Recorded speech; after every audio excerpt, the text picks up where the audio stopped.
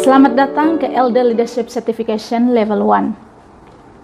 Seminar yang kedua pada hari ini ialah seminar Roh Nubuat ataupun Spirit of Prophecy. Salah satu karunia Roh Kudus adalah Roh Nubuat. Pemberian ini adalah tanda mengenai gereja yang sisa yang ditunjukkan di dalam pelayanan Ellen G. White. Sebagai utusan Tuhan, tulisannya adalah sumber kebenaran yang berterusan dan berwibawa, yang memberikan bimbingan, pengajaran, dan teguran kepada gereja. Ini juga menjelaskan bahwa Alkitab adalah standar yang mana kepadanya pengajaran dan pengalaman harus diuji. Dan beberapa petikan Alkitab menyokong hal ini di dalam Joel 2 ayat 28 dan 29, Kisah Para Rasul 2 ayat 14 hingga 21, juga di dalam Ibrani pasal 1 ayat 1 hingga 3. Apa yang dimaksudkan dengan roh nubuat ataupun spirit of prophecy? Istilah roh nubuat ini hanya muncul sekali saja di dalam Alkitab, yaitu di dalam Wahyu pasal 19 ayat 10. Tetapi para pembaca pada zaman Yohanes mengerti apa yang dimaksudkan Yohanes di dalam ungkapan ini. Bagi orang Kristen yang pertama, roh nubuat ini merujuk kepada Roh Kudus, yang mana memberikan karunia kenabian kepada para utusan Allah. Dan menurut prinsip penafsiran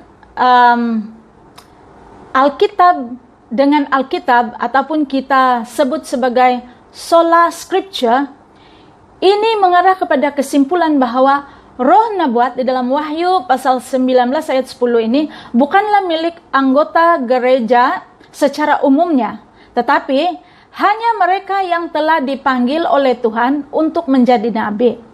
Dan ini bukanlah tafsiran Adventist semata-mata, tetapi ini dapat dilihat dari tulisan para sarjana yang lain. Kita boleh mengatakan bahwa salah satu tanda mengenai untuk mengenali gereja yang sisa adalah gereja yang mempunyai karunia roh nubuat. Menurut nubuatan yang ada di dalam Alkitab, yaitu pada tempo masa 1260 hari, yaitu setelah tahun 1798, kesaksian Yesus adalah merupakan roh nubuatan ataupun karunia kenabian. Gereja Seventh-day Adventist sejak awalnya telah mempercayai bahwa dalam penggenapan Wahyu di dalam Wahyu 12 ayat 17 melalui roh nubuatan yang terserlah di dalam kehidupan Ellen G. White dan juga karya Ellen G. White.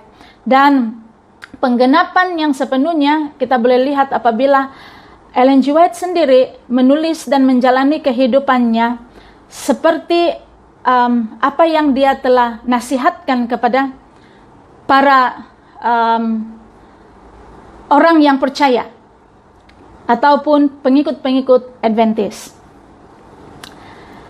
Alkitab mengatakan bahwa di dalam 1 Tesalonika, haruskah kita, inilah persoalannya, haruskah kita sebagai seorang Adventist mempercayai roh nubuat? Nah, Alkitab mengatakan di dalam 1 Tesalonika 5 ayat 20 hingga 21, dan juga 1 Korintus 12 mengatakan bahwa ada banyak karunia di dalam gereja, termasuk karunia bernubuat. Dan semua pemberian ini akan ada di gereja sehingga Yesus datang di dalam Efesus 4 ayat 7 hingga 13.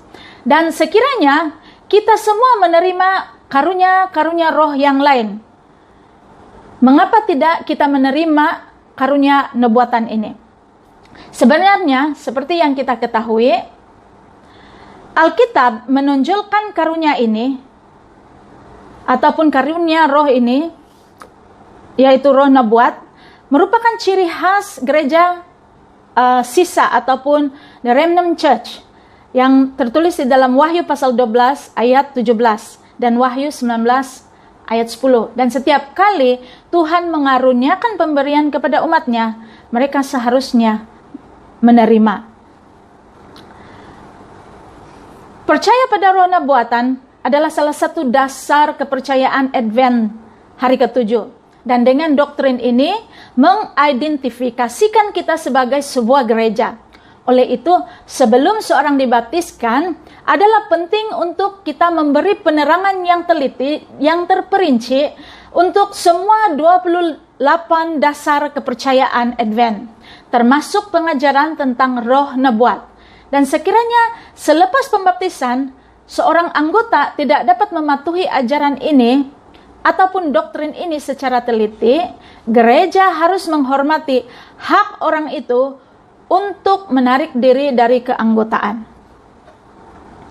Advent hari ke-7 ataupun gereja Advent hari ke-7 percaya bahwa Ellen G. White sebagai perwujudan roh nubuat yang tulen dan adalah anugerah berharga dari Tuhan untuk dijaga dan dihargai.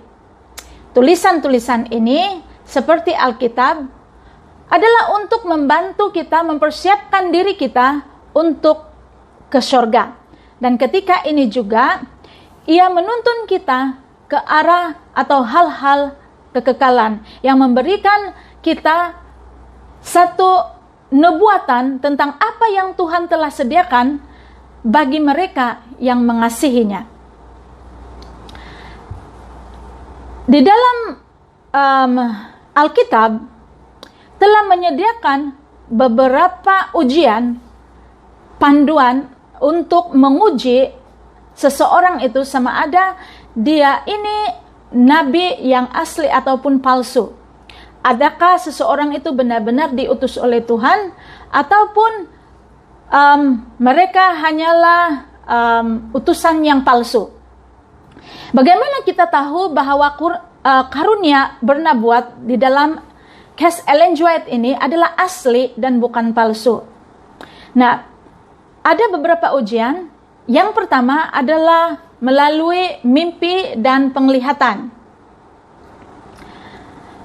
Dalam Bilangan 12 ayat 6 dalam kitab suci, para nabi yang tulen menerima mimpi dan penglihatan serta nubuatan. Dan Ellen G. White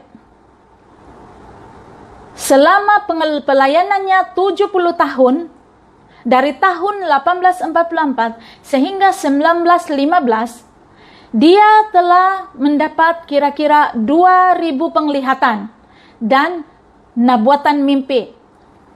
Sebagaimana nabi-nabi di dalam Alkitab memperoleh nubuatan di dalam mimpi dan juga penglihatan, begitulah yang telah diterima oleh Ellen G. White.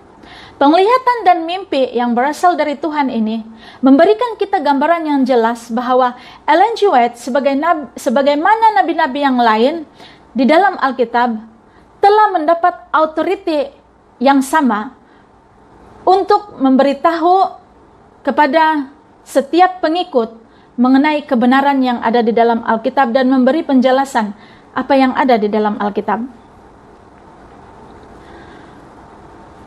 Ujian yang kedua, apakah tulisan Ellen G. White selaras dengan Alkitab?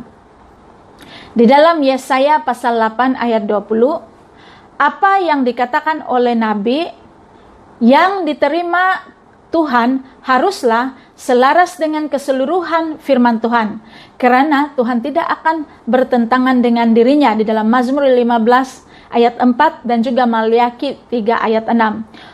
Walaupun Ellen G. White ini bukanlah seorang yang berpendidikan ataupun terlatih di dalam teologi, namun segala pesanan dan penulisannya adalah selaras dengan kitab suci. Oleh itu, saya boleh katakan yang penulisan dia ataupun penulisan Ellen G. White adalah benar-benar berpandukan dan berdasarkan kepada Alkitab. Yang ketiga adalah, adakah apabila dia bersaksi, ia bersaksi tentang dirinya sendiri ataupun dia menjadi saksi bagi Yesus? Di dalam 1 Yohanes pasal 4 ayat 1 dan 2, sesiapa yang mengenal ataupun yang pernah membaca tulisan Ellen G. White seperti buku-buku dia yang terkenal, The Desire of Ages atau Step to Christ, mereka pasti mengakui bahwa dia tidak hanya menerima semua yang diajarkan oleh Alkitab mengenai Yesus, tetapi dia ini terus-menerus menjadi saksi bagi Yesus, di mana dia membawa orang lain kepada Yesus dan membawa mereka untuk menerima keselamatan melalui Yesus. Dan saya percaya sebagai seorang yang telah menerima authority dari Tuhan, dia bersaksi mengenai Yesus dan bukan mengenai dirinya sendiri. Nah, apakah nubuatan dan mimpi yang pernah dia tulis dan catatkan di dalam penulisannya telah dipenuhi atau telah digenapi? Nah, di dalam Yeremia pasal 28 ayat 9, sebahagian bukti dan bukti yang terbesar bagi seorang nabi yang sejati ataupun yang benar adalah apabila nubuatan yang mereka katakan ataupun yang mereka nyatakan itu telah dipenuhi ataupun terlaksana. Walaupun karya Ellen G. White tidak hanya terdiri daripada nubuatan masa depan, namun sejumlah nubuatan yang dinyatakannya telah benar-benar terjadi dengan cara yang luar biasa. Dan saya masih teringat beberapa tahun yang lalu, apabila berlaku sesuatu di US, dan hal ini telah dinabuatkan di dalam buku peristiwa-peristiwa akhir zaman. Dan perkara dan hal ini benar-benar berlaku. Dan saya percaya banyak nubuatan, mimpi yang juga telah digenapi dengan apa yang telah dikatakan oleh Ellen White. Ujian yang seterusnya adalah ujian mengenai buah-buah pekerjaannya. Di dalam Matius 7 ayat 20 mengatakan, dari buahnya lah kamu akan mengenal mereka. Ujian ini memerlukan masa, dan selama Ellen G. White hidup dan bekerja lebih kurang 70 tahun di bawah kritikan jutaan mata orang, dan sebahagian besarnya mempersoalkan, meragui, mencurigai, dan beberapa case yang lain secara terbuka mereka memusuhi dia. Dan segala kesalahan atau ketidakkonsistenannya telah didedahkan oleh lawannya dengan rasa puas hati. Oleh karena Ellen G. White bukanlah seorang yang berpendidikan, dan juga dia seorang yang selalu sakit. So dengan itu mereka coba dedahkan kekurangan Ellen G. White, tetapi dari buah kehidupannya dan hasil pekerjaannya membuktikan ketulusan, semangat dan kesalehannya kepada Kristen. Dan pekerjaan dia, kita dapat melihat buah-buahnya hari ini. Bagaimana gereja Adventist pada masa yang lalu bermula dari yang kecil, bermula dari anggota yang sedikit, sehingga pada hari ini Adventist berkembang dengan pesatnya. Roh Nabuat dan Alkitab. Tulisan Ellen G. White bukanlah pengganti kitab suci.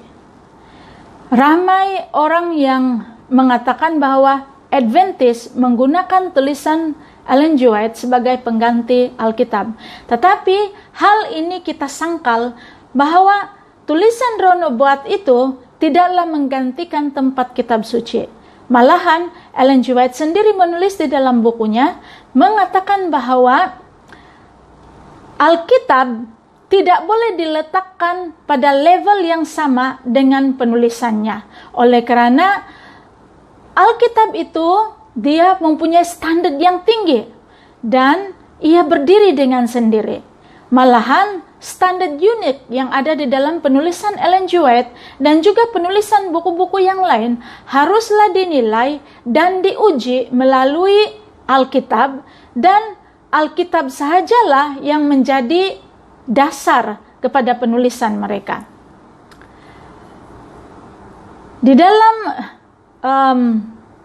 Advent hari ke-7 menyokong sepenuhnya prinsip reformasi sola scriptura, sebab Alkitab adalah standar yang tertinggi, dan Ellen G. White sendiri memberitahu ini.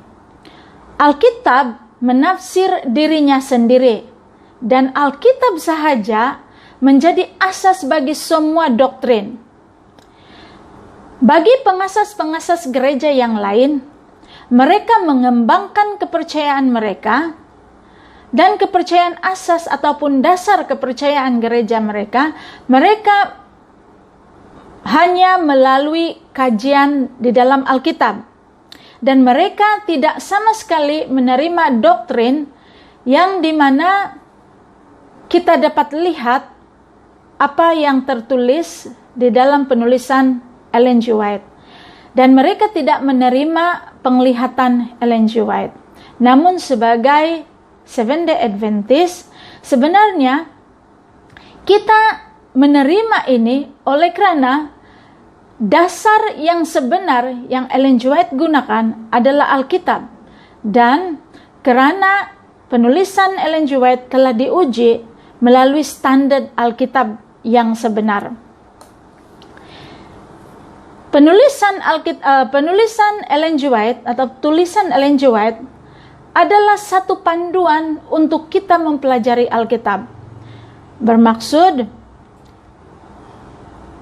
apabila Tuhan melihat bahwa terlalu sedikit orang yang membaca dan memahami Alkitab,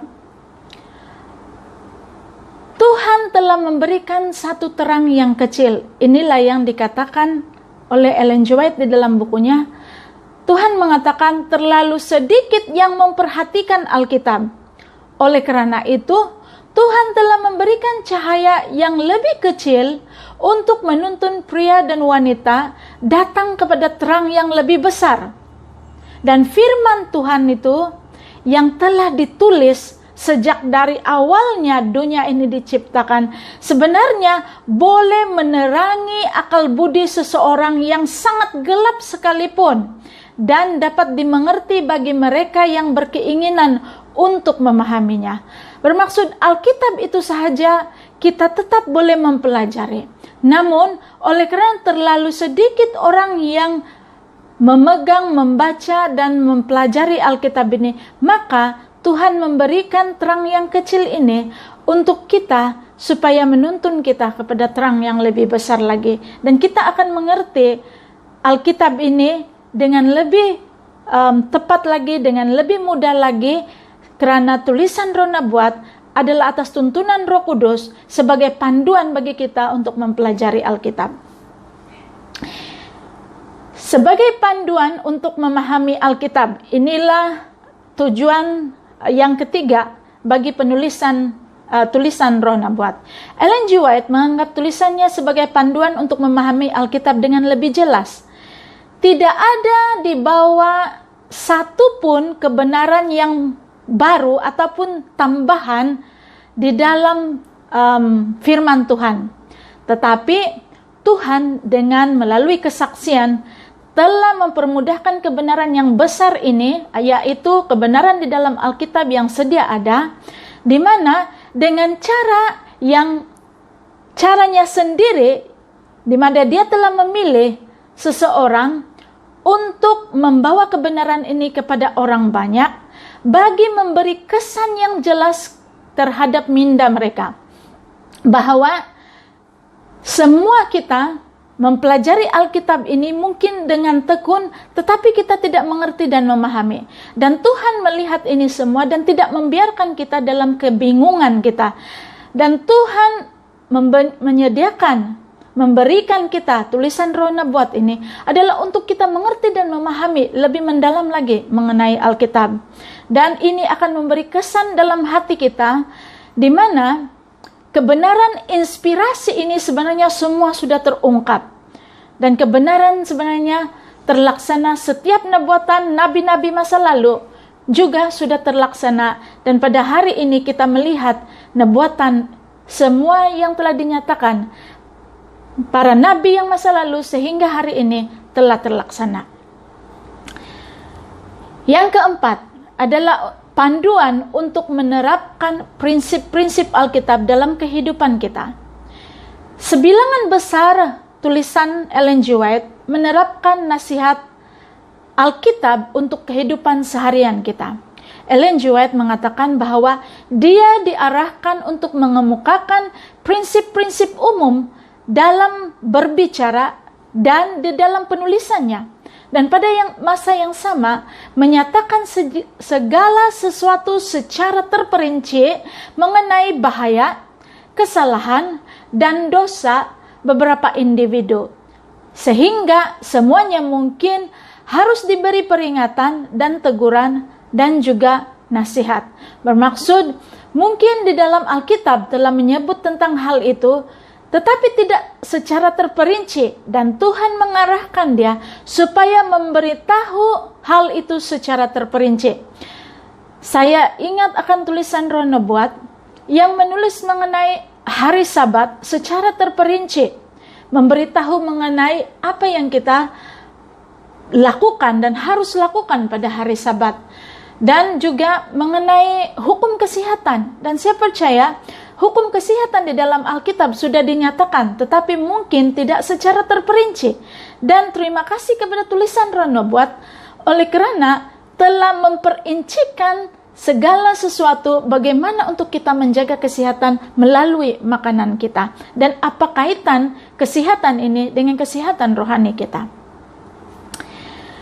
Menjelang 70 tahun pelayanannya, inilah cabaran-cabaran bagi orang yang mempercayai penulisan Roh Nubuat dan tulisan-tulisan Ellen G. White.